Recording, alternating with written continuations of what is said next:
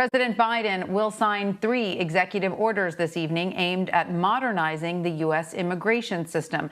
These orders will roll back some of the Trump administration's more controversial policies.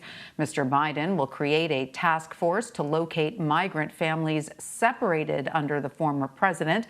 The Biden administration will also review the process for asylum seekers, as well as restrictions made by Mr. Trump to the legal immigration system.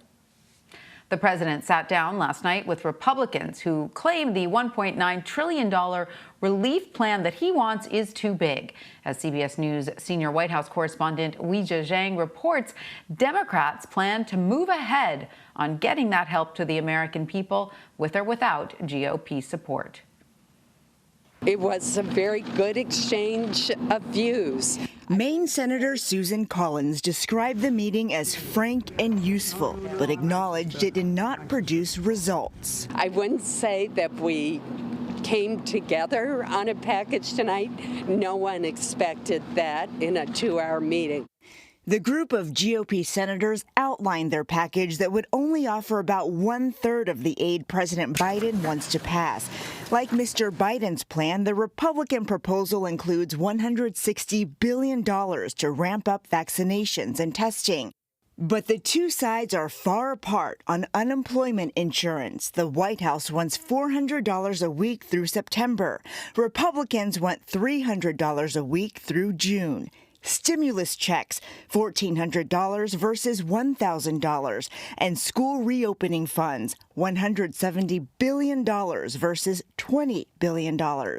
In a statement, the White House said the president reiterated that while he is hopeful his plan will have bipartisan support, the bill's passage is most important, and a reconciliation package is a path to achieve that end. In other words, he does not need Republicans to pass it. The only thing we cannot accept is a package that is too small or too narrow to pull our country out of this emergency.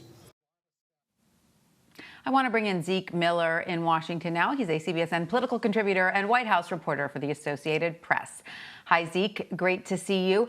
So how long does it appear Democrats are willing to wait for Republican support before pressing forward on this stimulus plan without them? And is President Biden signaling that he's ready to endorse the reconciliation process? Yeah, well, it's great to be with you. It seems Democrats now are essentially giving Republicans an ultimatum of the middle of February when they're going to begin the reconciliation process formally through the budget committees. That sort of seems to be where things are right now. Obviously, that may change. It's interesting that they're even giving it that long, given that the president has said this is an urgent crisis that needs to be urgently addressed. Even waiting this long seems to be an effort on the part of the president to try to get Republicans over and across party lines. The White House right now sort of seems to be trying to sort of have its cake and eat it too. It wants to get this bill done fast, which is going to mean doing it on reconciliation where they can bank on that party line vote, but then also try to win over 1 or 2 Republicans if possible. The president can also claim that it's bipartisan. It doesn't appear, judging from the readouts of the conversations that the president, the vice president had with Republican lawmakers last night, that is likely. But they're going to keep trying. And obviously, the latest line from the White House has been there's nothing stopping Republicans from voting for the Democratic package in reconciliation other than them. And Zeke, the group of Republican senators who met with Mr. Biden are, criticizing him for not handling this package in a bipartisan way. But is there any indication that they are willing to come up from the number they've proposed? Where is the softness on both sides that might signal a willing to negotiate? We haven't really gotten a clear picture of that yet. The White House is not, obviously not signaling just where they would cut or how far they'd go. The one thing they have ruled out is splitting the package in 2, but it is conceivable that they could come down from 1.9.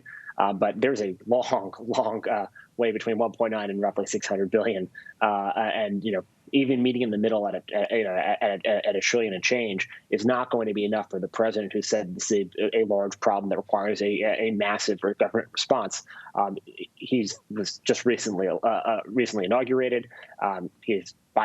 Democrats have unified control of Washington. They're going to try. They feel like they have a mandate to use it. So unless Republicans get up well north of $1 trillion, it seems that reconciliation is the pathway that we're sort of set to be going down here.